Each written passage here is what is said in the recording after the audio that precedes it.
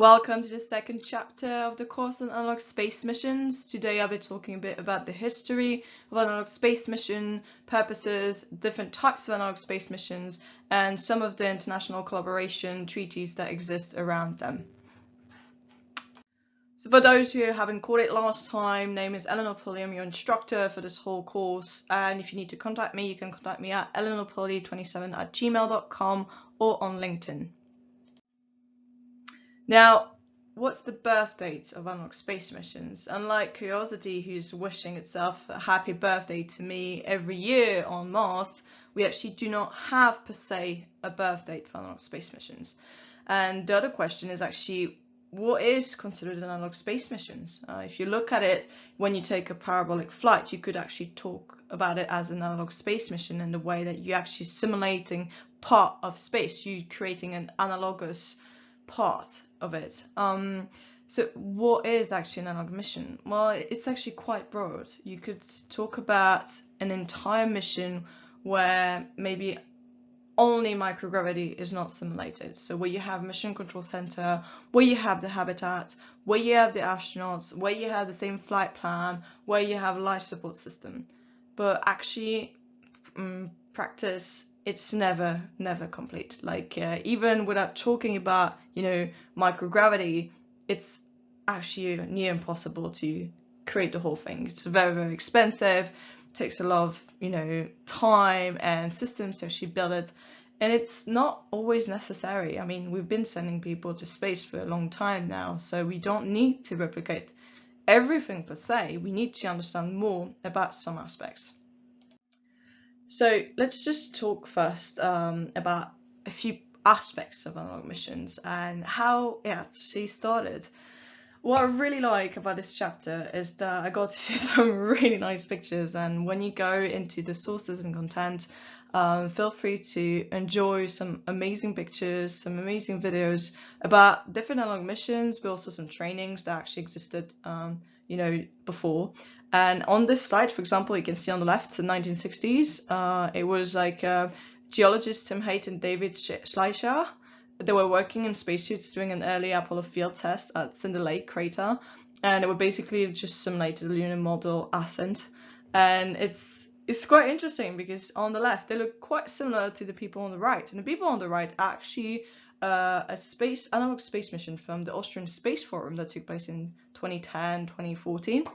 And yeah, I mean, they're very similar, and yet this is like almost 50 to even more years apart. All right, so you can see that actually part of the training that they did, or part of the analog mission that they were doing 50 years ago, was very similar to what we're doing now. It doesn't mean that we're not learning anything new. It doesn't mean that what we're doing now is useless.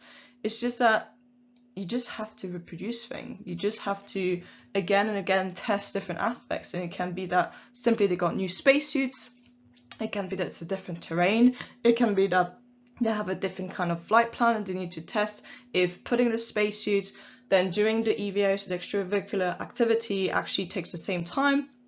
There's actually so many variables that you could be doing this like 50,000 times and you would still probably get a different outcome. You would still need to test something new. But I really like this picture on the left, and you see a few more that are quite fun from that period. So that, for example, here you've got astronaut survival training. Why do we do astronaut survival training, and especially why do you do it in analog missions? So for astronauts, why do they do this? It's because sometimes the capsule will land in a very extreme environment. So it could be in the desert, or it could be, in Siberia. It can be extremely cold, extremely hot. There could be wolves, there could be bears, or they could be just very unfriendly people, and you just need to mix and match. So actually, if you go on the link, this is like a historical archives, you'll find, for example, Neil Armstrong just, using parachutes to make makeshift kind of local clothes. And it's very interesting. But yeah, and all actually NASA astronaut groups had to do those survival courses. It was normal. It was a way to give them confidence and just being able to deal with emergency situations. I mean, some capsule landed just next to cliffs and there were wolves coming, whether it's a Soyuz capsule for later on, and just the astronauts had to just stay inside the Soyuz. Others, you just had to build a fire and just wait, because sometimes the rescue team actually takes a bit of time to simply locate you or to get there. So you have to really train from this, and they need to also get this confidence. Basically, to do something as crazy as going to space, you need confidence, and that confidence comes from training and training and training. The more you train, the more confident you get that you can overcome anything, really. And for example, extreme environments are typically one of those things. So imagine if tomorrow you go back to the office and you say, well, I fought a bear and I managed to make a makeshift hat with this. It's quite amazing, isn't it?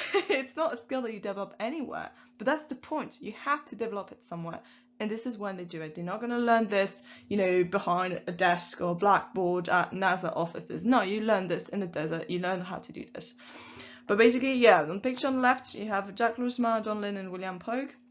They did an improvised shelter with the parachutes in 1964, and on the right side you might recognize them, John Glenn and Neil Armstrong, doing a jungle survival training in Panama in 1963. I really love those photos. There's quite a few others that you find very nice, but it just it looks like almost a scout camp, but actually when you understand what they're doing, it's very important. And probably at that time they were thinking, well, this is fun, this is nice. But the day they actually might have needed that, they would have thought, well, thank God we did this training. And this survival training is something that you do in most analog missions, just learning how to survive in an extreme environment. And not only does it bring you confidence, but actually it puts you together with your crew. It's like a really good way to kind of cement your relationship. Do you understand who you can trust or not? For example, if you see that your analog astronauts or your teammates, they're freaking out, they're panicking, they're not feeling confident, or they rely on you a lot, then there might be actually a weak point doing this, and they might actually not fit the profile. Or if you see that some of them get very stressed out by the cold, then you know that, okay, that person is going to need more protection from cold. You can really start preparing mentally to think, well, that person is more subject to, I don't know, cold or weather in general, or food, or lack of sleep, and they will react differently, and therefore you will need to adapt to them the same way they will have to adapt to you. You will have to learn to really just cope with the situation and become a better team. Another picture I really like, literally a space cowboy. There you can see astronauts Charles Duke and John Young just training on a geological rover called Grover in Arizona, and basically they both went on a walk on the surface of the moon in 1972 doing Apollo 16. But it's like they had to test this equipment. I mean, when are you going to learn to operate the rover? You're not going to learn when you're on the moon. When you're on the moon, you this kind of big Michelin bonhomme, like completely incapable of moving correctly. It's often you would see the astronauts just falling down on the surface of the moon. So obviously you need to train on Earth to operate it so that there's the least discovery to make when you're on the moon. On the moon, the discovery itself is the new rocks you found, the dust, the view. That's the newest things you want. All the rest you want to have tested out. And that comes also with rovers. Obviously they're not testing microgravity, they're not testing, the fact that maybe the gloss will make it very impractical to operate it, but at least they know how it functions, and actually on the long run they will test it with spacesuits. Now, about history. So one of the reasons I put this schema here is actually quite a bit complex, quite precise. Maybe some of you are engineers and would understand some of the schematic in there, but you basically see some pumps, you see some valves, you see some different electronic systems in it. Basically, it's a description of the systems of the Hestia base, and the Hestia base was actually already used by Gemini missions, so that's back in the 50s, 60s, right? So it's a long time ago. And actually were quite complex. Obviously, this is more up-to-date design of the base, but it's still quite extensive. You can see how complicated some habitats can become, and how they actually already were back then. Lots of bases were also tested just with where you could change oxygen levels, so you can simulate altitude, or you can simulate, for example, a pressure loss. You can simulate different temperatures, All of these things were really important and actually needed to be studied. Before we actually went to space, we didn't even know how the body would react to space. We didn't know if we could eat, we didn't know if we could breathe, we didn't know anything actually, which is why we actually sent animals before. And once we saw that, animals could survive space, then we're like, okay, well, if they can breathe, they can eat, so can we. There's no reason that would change. But obviously that still needed testing. You need to know, actually, is your brain working well enough? Quite likely that, your dog would be able to dock manually a spacecraft or do very extensive maneuvers, and this is something that's then difficult to test, and that's something you can then test on Earth by seeing what actually, when there's a difference in oxygen levels and difference in temperature, or maybe difference in pressure, is there already an influence? And this is something that you can do, for example, with systems that are controlled like the Hestia base. Now, a date, because I've been talking about, the birthday to start with, and I drifted off some really cool pictures of space cowboys, basically. But when's the actual birthday Analogue space mission? Well, there's no given date. That's the thing. We can separate into like agency-based Analogue missions, which are backed by either NASA or ESA, Roscosmos, any kind of space agencies. And then there's the non-space agencies missions. So if we look at the agency missions, there was, as I talked about, Hestia that was used for the Gemini missions, the Apollo missions, Skylab, and even more in the 1990s. There was an Analogue mission that was led in Arizona in 1997. The Horton Marsh project started a few months after that, and then Devon Island was used, and then Nemo. And Nemo was actually an underwater facility that's still being used, that's used by NASA. But again, these are all NASA-based projects. They're not, accessible by any random personnel. So Analogue space missions that were open to the general public, that started more with MDRS, so Mars Desert Research Station, that was actually a Mars Society project that started in 2000. Then the Austrian Space Forum, or OEWF, first mission was in 2006. They actually used the MDRS habitat, and then they started, with their own missions, and they're moving around. And then the Mars 500 mission in 2007 to 2011, which were over 500 days stay in a base in Moscow. We'll talk about it a bit later. So these three were kind of the start of popularization of Analogue missions for the wider public. All the rest is really, high-level NASA personnel, or you have to be American citizen, or it's for astronauts who are going to space. It's not for any random citizen. Just to give you an idea, you're going to see on the next slides not an exhaustive list of Analogue space mission, but kind of a general list. Lots of Analogue space missions are not talked about, but to give you a really starting idea about how many missions there are and how many bases, this is just bases in Antarctica, like research station that can be used for Analogue space missions if you want, or just research in extreme isolation, extreme environment, etc. It was produced by CNN, and it's quite a lot of them. Just NASA uses about 5 of them, 4 with that Concordia station, but it's absolutely massive. It's really, really huge. Now, as I mentioned, a list of Analogue space missions used by NASA. So that's the first slide of 2 slides of a list of Analogue space missions, and this one is just NASA, and there's actually 1 or 2 that I did not mention in them because they're too precise. But yeah, basically, I tried to put in the list what you need to do to actually participate. For example, for ERA and for next Sirius, you need to be from the US and all have a green card. So sorry, I'm actually quite appalled myself that I can't participate. But yeah, you need to be from the US to participate. Otherwise, you just need to be healthy. Other stations or other Analogue missions, it depends really. So for example, Anti-Hab is what we call the bed rest or centrifuges, basically environmental factors on the human body, and you just need to speak German because it's based in Germany. It's operated by DLR. And the Antarctic station, usually you need to be a scientist, so you need to have just experiments that you want to propose. You can't just go there as Analogue astronauts per se.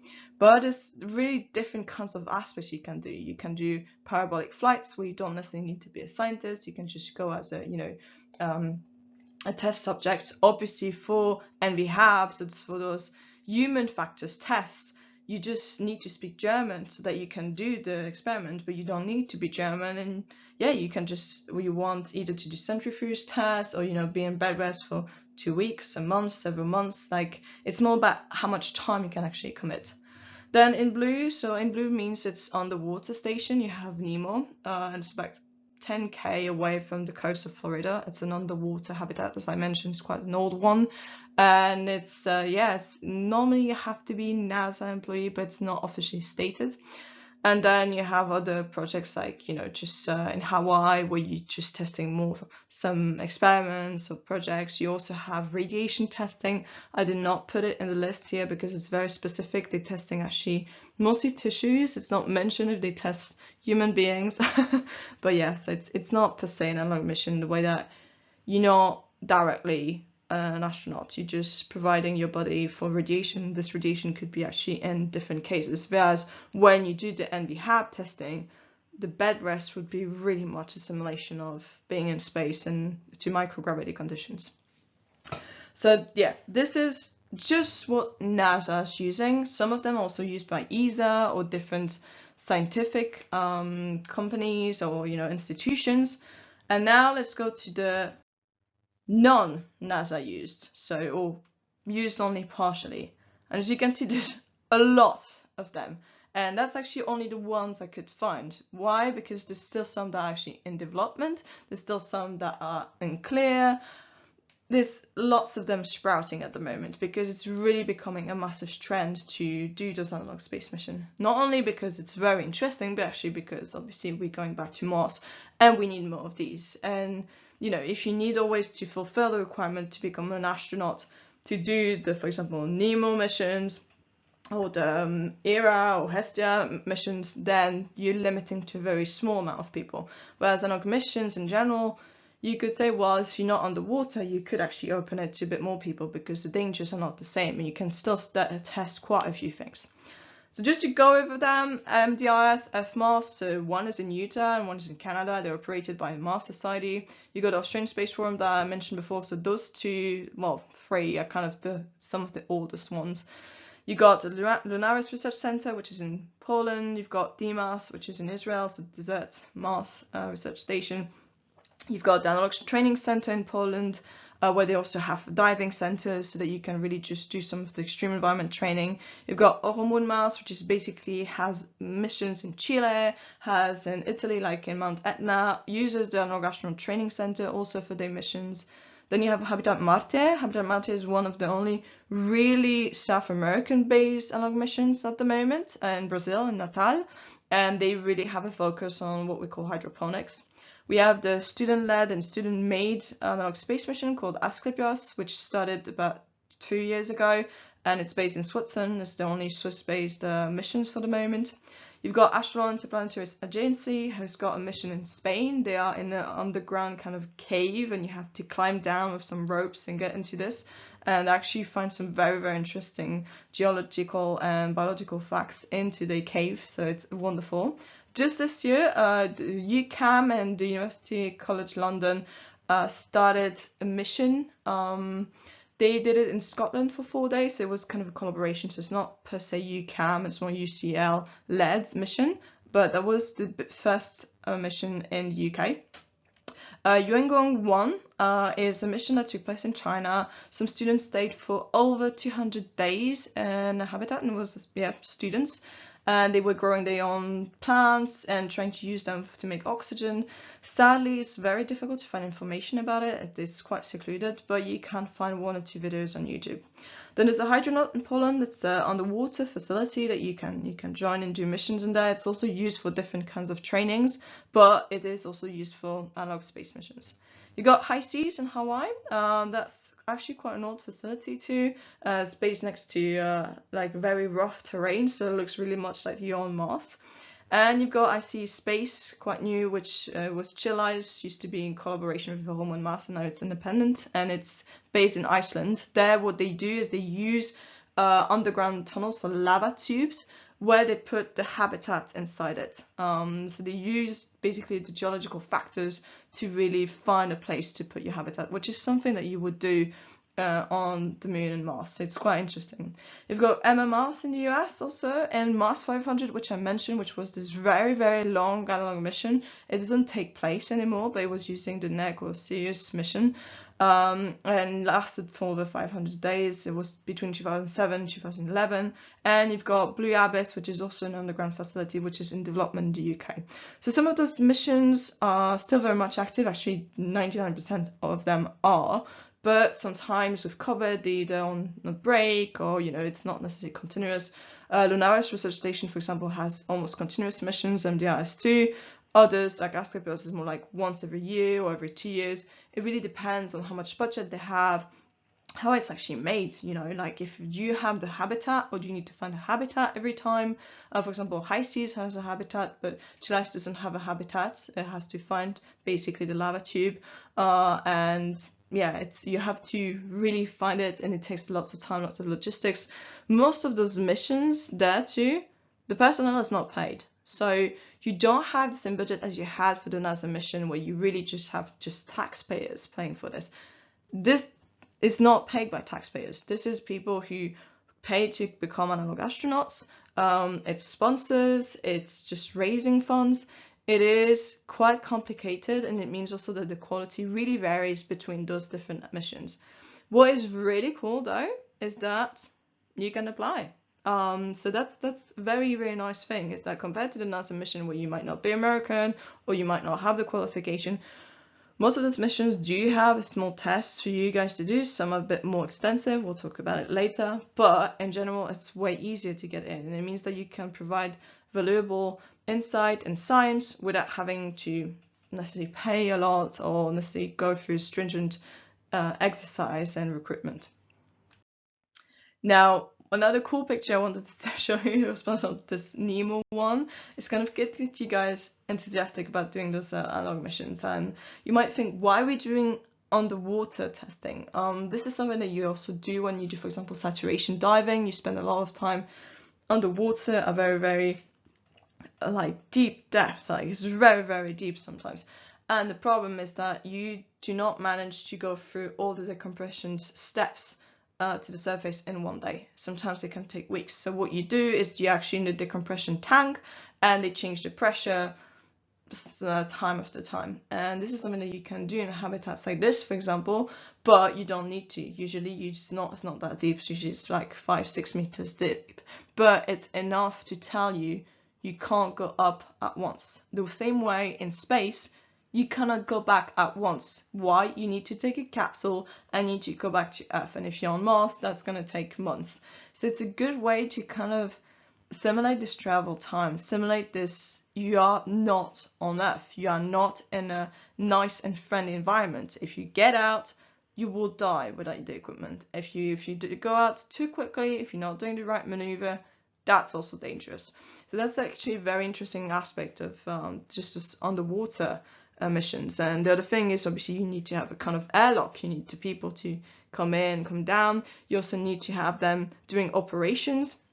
And obviously, when you are in the water, you don't have the same dexterity. You don't have the same ability to work with tools. You're floating a bit weirdly, especially if you're using a dry suit. With a dry suit, your buoyancy is completely different than if you were just in your swimming trunks. And it makes it very, very complicated to operate stuff. It's very strenuous. It's very just annoying, right?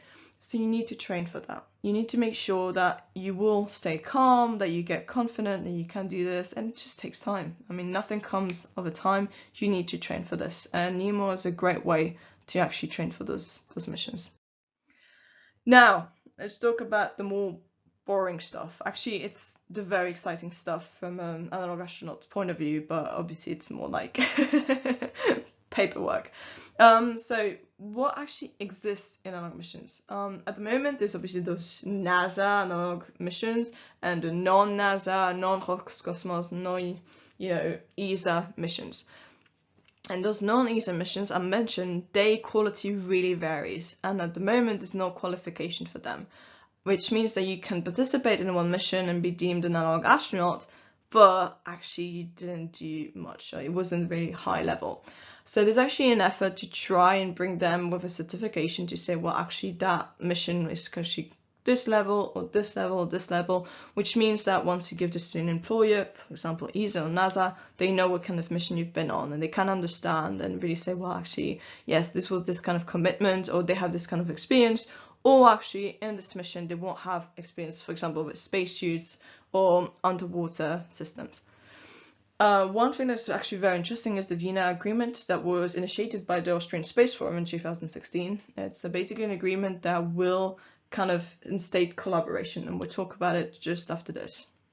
What is quite nice though is you do have international collaboration. So you often have analog habitats that are being used by different missions. So for example, the Austrian Space Forum was first using MDRS for the first missions.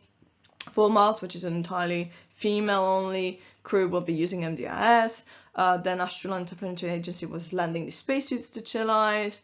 You know, there's lots of collaboration going on, but the main problem is actually that there isn't very much a database. It's still in progress. At the moment, you can have lots of those space missions that don't have a website or do not communicate well, or just in stealth mode, and that's just problematic because you don't know if you're doing the same experiment, you don't know if it's actually being redundant, and you should profit from those missions, especially since we're all volunteers. You don't get paid, so there's actually no reason to really hide what you're doing. I mean, if you're NASA or ESA and you're trying to get to space first and you're trying to develop some new spacesuit, then there's a reason why you want to maybe shield a bit this information. However, when you're doing analog space missions which are not agency based, there's actually a great need to collaborate, because then you can see actually, yeah, they did their habitat like this, it's quite redundant if we do the same, or actually that was very interesting, etc, etc. So in the past years there's been several efforts to actually try to make this happen, this kind of collaboration and database. One of them was Extra Space, where they're trying to kind of have a register of analog astronauts and analog missions. Then there's CHASM, which I personally initiated, which is the Conference on Human Analog Space Missions, where we're trying to create conferences and workshops where we get analog communities together and really exchange on habitats. And then there's the Analog Astronaut Community itself, which is a platform which also has a conference where they exchange between analog astronauts. And it's really, really interesting to see how things are coming together. Like, by themselves, the analog astronauts and the analog community knows that we need this partnership, we need to exchange, because, for example, some missions, as mentioned, do not focus on spacesuits. It doesn't mean that they don't want spacesuits, it's just they don't have the time or the finances to actually spend time investing in developing a new spacesuit. So by landing one to another, communities can really profit from one another. They can exchange money, they can exchange technology, and they can focus on different areas of their mission. And it's really lovely to see it coming together. But coming back to the Vienna Statement on Analog Planetary Research, or VSAPR, this is a summary, but you can find attached the whole document of the Vienna Statement. It's just a one page. Read through it, it's quite nice, and it's been signed by about 20 people so far. People from the Austrian Space Forum, from High Seas, for example. Basically what they're stating is that we are soon to go beyond Earth orbit. We're soon going back to the moon. Actually, at the time of this video, it's going to be tomorrow, hopefully, with Artemis. Not a manned crew, but still. And we're trying to go to Mars, hopefully, in the next 10 years. And it means that we need to test a lot. And this success actually depends on how well prepared we are on Earth. And they mean that analog planetary research is actually key to this preparation. So what do they actually state with this document? So they say it's a vibrant and multidisciplinary field, and it's actually now co-equal to other sciences. And that's, I think, quite interesting. It's like, you would think, well, I don't know, biology is not equal to this, but actually analog space missions are becoming, or analog planetary research are becoming important enough that they actually are now a part of a science in themselves. And it is true. It's very vast, it's very complex, and therefore it is now co-equal to them. Now, there's a key element of preparation of human exploration is analog space missions. Again, like, if you want to test robots, you need to be able to communicate with them. They need to be robust enough to live in extreme environments. You need to test that. You need to send them, for example, on a volcano. You need to send them in very, very cold regions, but you can't just test them in the lab. That's not going to work. You're way too close. It's way too controlled. There's going to be way, way too many things that are not, sure. And this is something that you can reproduce a bit more enough. So you have to test this, and you also have to test, obviously, human factor. The human factor is admittedly the biggest question mark. It's the biggest thing that we don't know how it's going to go, how things are going to evolve. The other thing about Analogue Space Mission, they say that it fosters a collaboration of various levels of professionalism, nations, and walks of life. And that's very true. You have people who do Analogue Space Missions, not talking about a NASA one, but just in general, that are from completely different horizons. Because you don't necessarily need to be from a nationality, you can partake in a mission where you have people from 5 different continents and 5 different jobs. You don't necessarily need to do STEM. You don't need to be a scientist. You don't need to be an engineer. It helps, but you don't need to.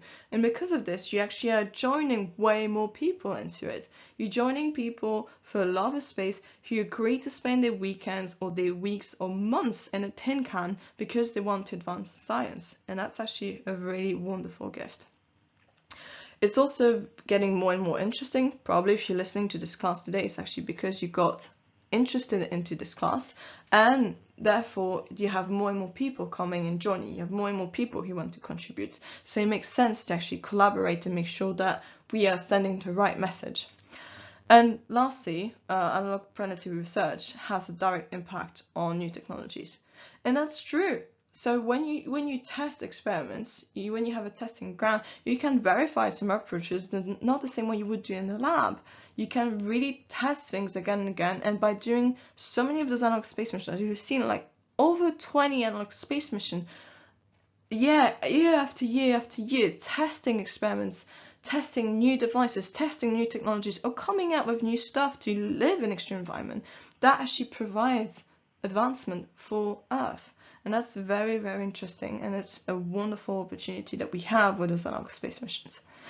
So the goal of the people who sign this VS APR is that they will increase their APR activities, so they will increase their support financially, they will support young researchers and promote APR related subjects, so they will really say, well, okay, well, let's try to get a higher curriculum into this.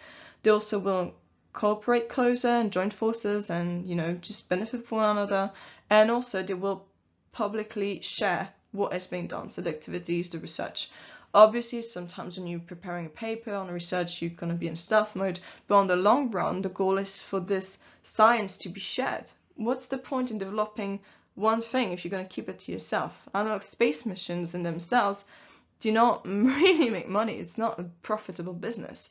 The goal is to really advance science. The goal is to get humanity on Mars.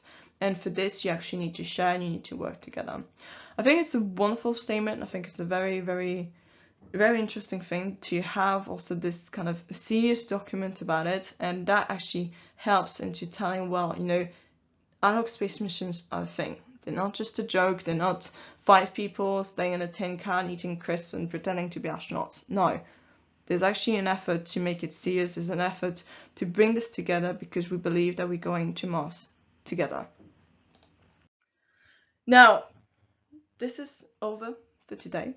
Hopefully it was interesting, but what I would suggest is that you get onto the next slides and have a look into the YouTube videos of some different analog missions. I'll put mostly the YouTube videos of the NASA missions. Why? Because I'll be talking a bit less about them. There's a bit less information available about them. And also they have very interesting tools. They really show you the whole habitat sometimes, what kind of experiments they're doing, for example, for the bed rest testing facilities in Germany. And it's very, very nice to have a look at it. In the meantime, I'll be digging for more content for you guys, and see you next time.